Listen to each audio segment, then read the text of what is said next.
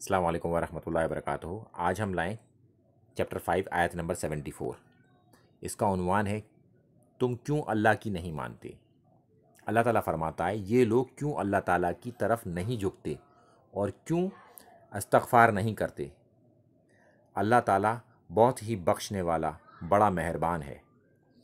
हमें हर बात के लिए, हर चीज़ के लिए कुरान की तरफ देखना है, कुरान से बात को समझना है और इसी से समझाना है।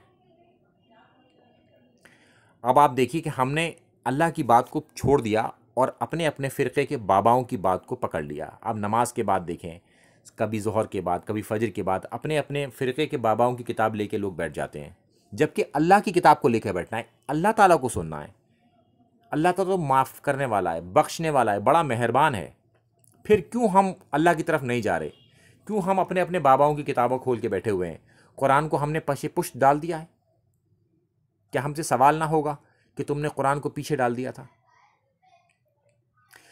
कहते हैं लोग कि हमारे बाबाओं की किताब में भी तो कुरान और हदीस लिखा है। जब असल फॉर्म में हमारे सामने कुरान मौजूद है और हदीस मौजूद है, तो फिर हम इन बाबाओं की किताब की तरफ क्यों जाएं?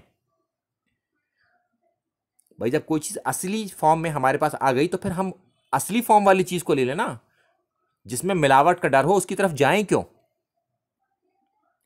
ये मकसद है इसका। अस्सलाम वालेकुम वरहमतुल्लाहि वबरकातुहू।